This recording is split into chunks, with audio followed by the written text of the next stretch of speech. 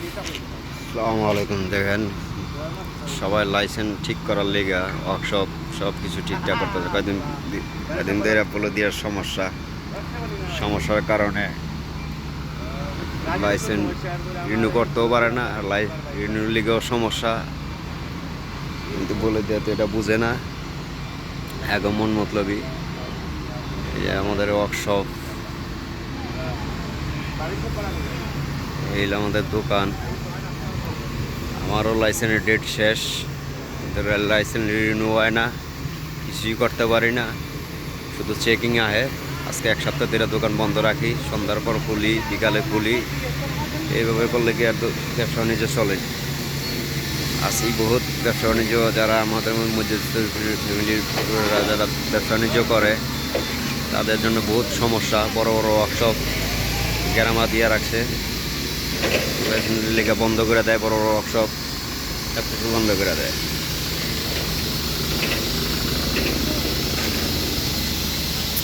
আমি আবার 16 বছর পর আমার বাপে থাকতে এক শাটার আসছিল, আমি আবার 16 বছর পর আবার এই শাটারটা খুলছি নতুন করে।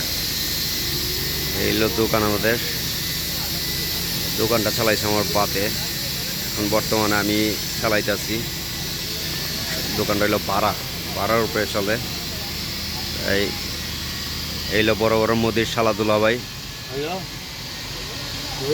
এখানে আমি নিজস্বভাবে এইসব কিছু করি। সবজি মার্কেটে যান। সবজি মার্কেটে যাবা? কি সবজি আনবা? দেখি আলু মালু পাইনি টাকা টাকা। আজকে আবার আলু আলু বর্তমান না, আলু আছে, কালকে আনাম নেই। আমার কাছে আছে, কালকে বাজার শালা মেরে দিস তাকে। সত্য কথা কয়। এই হলো দোকান, গাড়ির সিটের দোকান, গাড়ি ডেকোরেশন করি।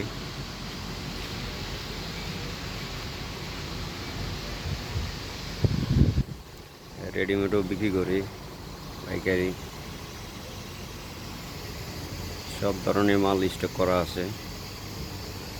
ডাইনা গাড়ি, বলবো গাড়ি, সব ধরনের কাভার স্টক করা আছে। এই হলো ওই পরিস্থিতি। ব্যবসা বাণিজ্য যখন আগের মতো নাই। এই কথাগুলো তো কেউ বিশ্বাস করে না ভাই। মনে করে বিদেশ আছে, লাখ লাখ টাকা কামায়, কেউ বিশ্বাস করে না। বর্তমানে পরিস্থিতি খুবই খারাপ, ব্যবসা বাণিজ্যের অবস্থা খুবই খারাপ। অনেক সব ছেড়ে দিয়েছি, এমনি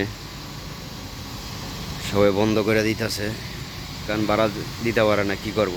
কারণ রাস্তাঘাটে কোনো গাড়ি ঘুরে নেই, সব যার যার ওয়ার্কশপের নিজস্ব মালিকের গাড়ি। এই ওয়ার্কশপের মধ্যে অনেক দিন কাজকর্ম চলছিল, পর লাস্টে ওয়ার্কশপ ছেড়ে দিয়েছে, বিক্রি করে দিয়েছে। এখন অন্য এক মালিকে চালায়, পাকিস্তানি। এর লাইসেন্স করতে পারে না, এর বললে আমার সমস্যা।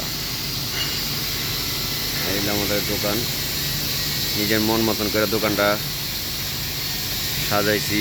যখন যেটা কইছে তখন এইটা করছি, শুধু লাইসেন্সের কারণে। এখন বর্তমানে আমি অচলের মতন হয়ে গেছি, কোন সময় কী হয়ে যায় বলতে পারি না। এক বিদেশের বাড়িতে সব কিছু নিজেরই করতে হবে ভাই। ভাড়ার দোকান ভাড়া লইলেও নিজের সব কিছু ডেকোরেশন সব কিছু নিজের করতে হয়, সব কিছু নিজের আন্ডারেই করতে হয়। ওয়ার্কশপ মালিকরা করে দেয় না। এই যে কাম নেই, ওয়ার্কশপ মালিকের দোকান ওয়ার্কশপ বন্ধ করে চলে গেছে। এই হলো পরিস্থিতি আমাদের বর্তমানে। সৌদি আরবের পরিস্থিতি খুবই খারাপ, কামকাজের অবস্থা খুবই খারাপ। আজকে এক সপ্তাহ ধরে কোনো কামকাজ নেই, পরিবারটাও করতে পারি না। এই হলো পরিস্থিতি। তারপর মানুষ দেশের দেখানোর লেগে পাগল হয়ে যায়, কেউ বিশ্বাস করে না ভাই। মনে করে বিদেশে বাড়িতে ব্যবসা করে লাখ লাখ টাকা কামাই,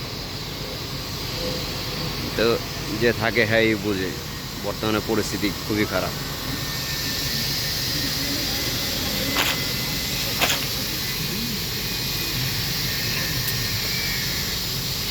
গেটটা আবার নতুন করে লাগাইছি। এই দরজাটা বন্ধ আসছিল এতদিন, 16 বছর বন্ধ আসছিল। তো 16 বছর পর গেছে শুক্রবার এটা ভাঙ্গা খুলছি, নতুন করে গেট লাগাইছি। ওখানে দোকান বোঝা যায়, কিন্তু সব কিছুই ঠিক আছে। কাস্টমার নাই, কামকাজ নাই, বেচা কিনাও নাই। বর্তমানে এই পরিস্থিতিতে আছে। ঠিক আছে ভাই, সবাই আমাদের জন্য দোয়া করবেন। সবাই ভালো থাকেন। আসসালামু আলাইকুম।